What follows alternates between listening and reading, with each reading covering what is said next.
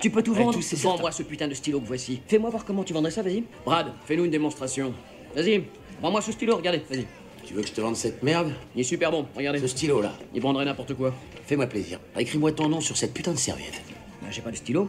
Exact. L'offre et la demande, mon pote. Vous voyez, ils créent l'urgence et le besoin. Faut leur donner l'envie d'acheter des actions, les convaincre qu'ils en ont besoin, vous comprenez? C'est ça le truc. Elle est superbe cette scène, vous croyez pas? Non, vous croyez pas? Moi non plus. Aujourd'hui, j'avais besoin de déconstruire ce mythe qu'on voit absolument partout sur internet, comme si c'était l'exemple même de ce qu'est un bon vendeur ou même d'une bonne argumentation. Et le pire, cette scène qu'on voit partout, elle contribue à l'image qu'on a en France des vendeurs. C'est-à-dire quelqu'un qui va procéder en manipulant la personne qu'il a en face de lui. Alors je sais, on va me dire, mais regarde, c'est un vendeur hors pair, il a créé des techniques de vente incroyables. Les techniques de vente, ce sont les mêmes depuis 40 ans dans les bouquins. Il y a des choses bien dedans, mais il y a aussi du vrai bullshit. Il faut pas oublier qu'on s'inspire énormément des États-Unis par rapport aux techniques de vente, que la culture est différente en France, que tout ne fonctionne pas. Vous allez comprendre pourquoi prendre exemple sur ces techniques ne fonctionne pas aujourd'hui, et on va se remettre dans les rails tranquillement pour apporter une meilleure définition. Allez, c'est parti. Bon, pour faire simple et rapide, le protagoniste du film, qui est un personnage réel, c'était un ancien courtier en bourse aux États-Unis qui sévissait dans les années 80-90 et qui était connu pour des techniques de vente très agressives et très manipulatrices. Il utilisait des méthodes frauduleuses pour vendre des actions qui étaient surévaluées à des investisseurs peu méfiants. Il faisait grimper artificiellement des actions pour les revendre avec des marges énormes. Alors évidemment, il a été condamné pour fraude, blanchiment d'argent, il a aussi une peine de prison et aujourd'hui, on l'idolâtre le mec. Comme quoi, il est très fort. Alors je suis pas en train de dire que toutes les techniques de vente qu'il enseigne sont mauvaises. Non, elles sont très bonnes, elles fonctionnent. La question c'est, est-ce que vous avez envie de vous inspirer de ce type de vendeur? Spoiler, vous n'en avez pas besoin pour devenir un excellent vendeur ou une excellente vendeuse. Ces méthodes et la méthode de vente du stylo fonctionnent pour tous ceux qui veulent faire du one-shot, c'est-à-dire les vendeurs qui aiment vendre et recommencer à zéro à chaque fois, et donc s'épuiser toute leur vie puisqu'ils n'auront pas fidélisé de clientèle. Dans la scène du film, on voit DiCaprio, alias Jordan Belfort, en train de demander à ses vendeurs de lui vendre ce stylo. Alors j'en ai vu plein sur internet qui tentent d'expliquer cette scène en disant « Non mais en fait ce que veut faire Jordan Belfort à ce moment-là, c'est que la personne s'intéresse à elle et non pas au stylo. Donc ce qu'il faut c'est poser des questions au client pour savoir si ce stylo lui correspond. » Mais c'est pas du tout ce que montre la scène. À ce moment-là, le vendeur va lui demander d'écrire son nom sur une serviette. Et DiCaprio va dire en fait j'ai pas de stylo. Et c'est là qu'il se félicite d'avoir montré ce qu'est l'offre et la demande. Mais il n'y a pas de demande en face dans cette scène, absolument pas. C'est le vendeur qui dit au client d'écrire quelque chose sur une serviette. Il n'y a absolument aucune découverte de besoin ici. Il a créé le besoin et c'est d'ailleurs pour ça que DiCaprio le félicite. Et c'est tout l'inverse qu'on est censé faire en tant que professionnel. En fait, c'est pas parce que vous suscitez le besoin chez quelqu'un que c'est éthiquement la bonne chose à faire. Là, on n'est pas en train de répondre à un besoin réel, on est en train de fabriquer ce besoin. Alors évidemment, j'invente rien quand je dis ça. Il y a des tas de produits sur le marché qui ne répondent à aucun besoin. Un excellent vendeur ou une excellente vendeuse, c'est quelqu'un capable de révéler un besoin chez une personne. C'est tout le job du commercial. Un autre argument qui est très avancé souvent, c'est de croire à 100% en son produit et en son service pour pouvoir le vendre. Puisque effectivement, on transmet de l'émotion lorsqu'on parle à un client et si on croit en son produit, bien sûr, on arrivera beaucoup plus facilement à le convaincre. Mais est-ce que ça suffit de dire ça? Être bon dans le commerce, ça ne veut pas simplement dire croire en son produit ou en son service. Ça veut dire en connaître parfaitement les angles morts et connaître les angles morts des produits et des services de ses concurrents aussi. Il ne faut pas non plus avoir la prétention d'avoir le meilleur produit ou le meilleur service sur le marché. Le meilleur produit ou le meilleur service, c'est vous.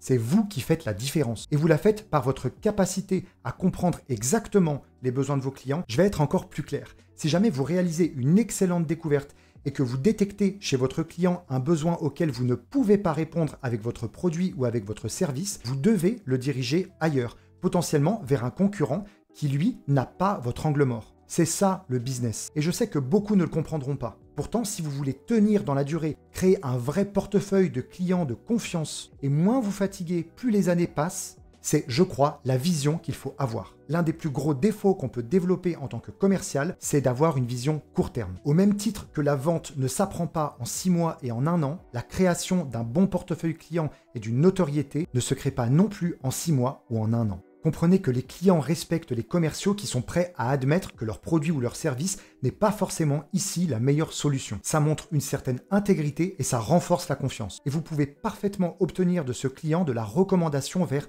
d'autres clients potentiels. Et là, croyez-moi, ce sera beaucoup plus simple.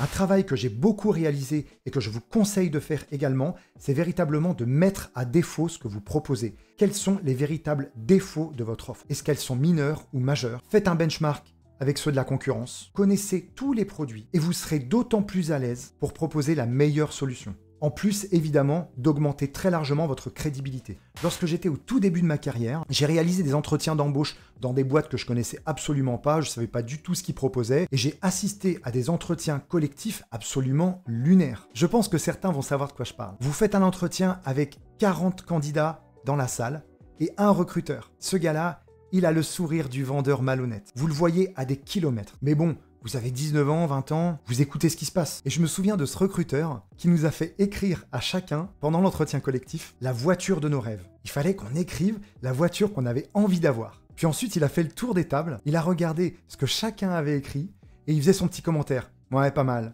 Oh, ça c'est une belle voiture, bravo. En fait, il était en train d'évaluer, selon lui, le critère qui allait faire de nous quelqu'un de volontaire, quelqu'un qui voulait se dépasser, aller toujours plus haut, quelqu'un qui visait la lune. Et pour tout vous dire, à l'époque, sur Internet, je voyais des Ford Mustang. Je trouvais ça joli, j'aimais bien, sachant que j'ai jamais été bagnole, mais bon, il fallait en écrire une, j'ai écrit la Ford Mustang. Et il est venu à côté de moi, il a regardé la voiture et il m'a dit « Ouais, vraiment, peut mieux faire. Hein. » J'ai adoré ce moment. Franchement, j'avais aucune prétention. Je savais que j'étais pas un bon vendeur, j'étais tout jeune. Et pourtant, ça m'a aidé à savoir exactement ce à quoi je ne voulais pas ressembler. Mais alors vraiment pas. Je vous épargne les discours qu'il avait vis-à-vis de sa vision client, mais autant vous dire qu'on n'était pas hyper d'accord. Ne serait-ce qu'avec ce discours, on a compris que les techniques de vente et l'objectif de la boîte en elle-même ne sont pas viables dans le temps. Mais bon, chacun sa vision de la clientèle. Et par chance, la même année, j'ai fait une autre rencontre qui m'a permis de comprendre définitivement ce que je ne voulais pas être. J'ai rencontré un vrai vendeur de mythos. Tout ce que je déteste dans l'image du vendeur, mais qui est pourtant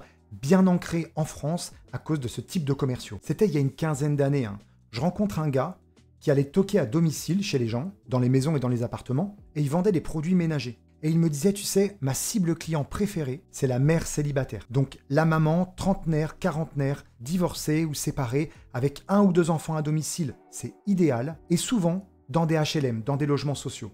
Donc le gars, il allait toquer aux portes et il allait proposer ses services. Alors évidemment, c'est un métier très difficile, parce que la plupart du temps, les gens vous rejettent. Mais qu'est-ce qu'il aimait chez cette cible client? Vous n'ignorez pas que la vente est surtout une histoire d'émotion. Et bien quand il arrivait enfin à entrer chez une maman célibataire avec 1 ou 2 enfants à charge, il lui proposait des produits ménagers à des prix absolument exorbitants, notamment des aspirateurs dernier cri qui en réalité n'en étaient pas du tout.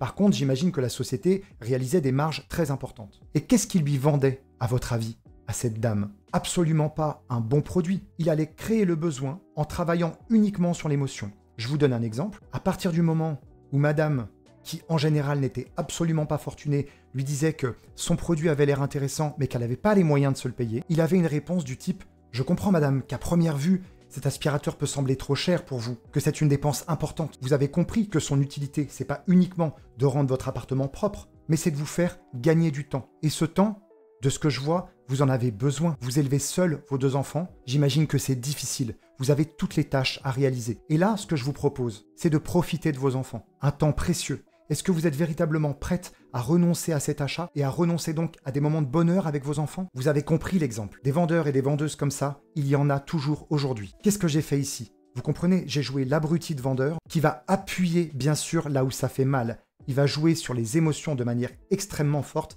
et de manière manipulatoire. Et ce vendeur-là, il était fier de faire du chiffre d'affaires et de vendre à ces personnes-là. Et évidemment, il avait des systèmes pour payer en 3 fois, 5 fois, 10 fois. Peut-être que certains qui regardent cette vidéo vont comprendre de quoi je parle et auront potentiellement fait l'expérience de la rencontre de ce type de vendeur ou de vendeuse. Vous comprenez donc que vous n'êtes pas là pour créer un besoin, vous êtes là pour le révéler. Et un excellent vendeur est évidemment quelqu'un qui réalise des performances de vente parce qu'il a su détecter les bons besoins chez les clients et y répondre correctement, mais c'est aussi un vendeur qui sait refuser des ventes parce qu'il sait que le produit ne correspond pas à la demande de son client. Le jour où un maximum de vendeurs et de vendeuses auront cet état d'esprit, l'image qu'on a du commerce en France s'améliorera très largement. N'oublions pas que ce film relate les méthodes de vente réalisées dans les années 80-90 aux États-Unis.